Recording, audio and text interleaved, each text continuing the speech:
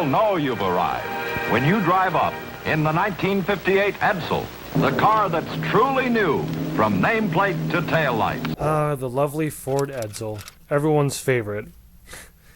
It wasn't, if you don't get the joke. The car divided many people at launch, but has become known over time as one of the greatest flops in automotive history. Named after Henry Ford's son, who took over as president of the Ford Motor Company in 1919, you would have hoped this car would have been reflected better in a better light. Let's go back to get a better understanding of why Ford introduced this car and how it turned out to be an absolute disaster. 1957, Sputnik was launched into orbit, kicking off the space race.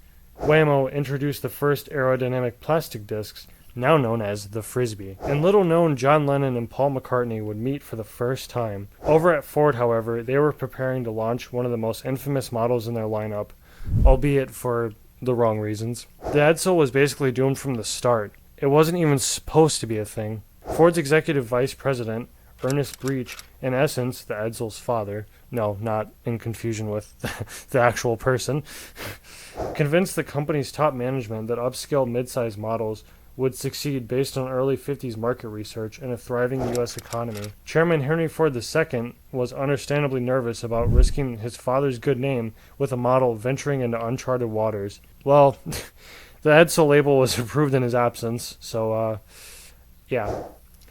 Robert McNamara, yes, the Robert McNamara, responsible for keeping Ford financially on track, consoled against so many sales divisions, the Edsel's mechanical distinctions, and the new car's promotion and advertising budget. When the car didn't fly off the lots, he was the first to recommend pulling the plug to avoid deeper losses.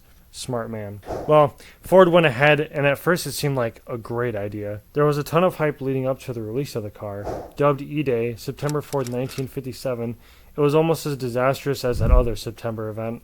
Jokes aside, Ford led a huge marketing campaign leading up to it and ran a program on TV with celebrities. The cars were delivered to dealerships under wraps until release. Showrooms saw record traffic, but it didn't convert onto the balance sheet for Ford. The idea behind the Edsel was to fill a perceived gap in the market for a mid-price car, aiming to compete with GM and Chrysler. The Edsel was to appeal to upper-class Americans who were looking for a step up from the standard Ford models, but not quite ready for the luxury of a Lincoln or a Cadillac.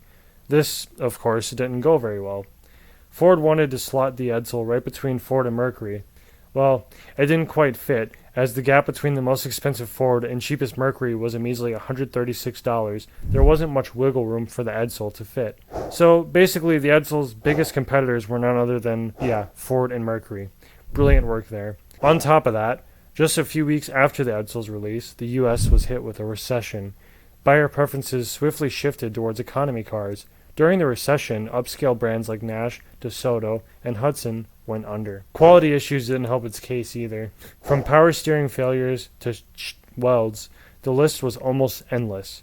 The complex Teletouch shifter was a service nightmare, in part because control wires were routed too close to hot exhaust system parts. What a great idea. Approximately 116,000 Edsels were built and sold for the 1958 to 1960 model years. After Ford announced production would cease, used values plummeted so fast that disgruntled owners were given rebate vouchers worth $300 to $400. This disaster cost Ford a whopping $3.6 billion in today's money. It's been said to be Ford's most costliest mistake, although the Ford and Firestone fiasco came pretty damn close. My video on that will be linked in the comments section below if you'd like to see even more f-ups from car companies. And with that, stay hydrated, take care of yourself and your loved ones, and peace.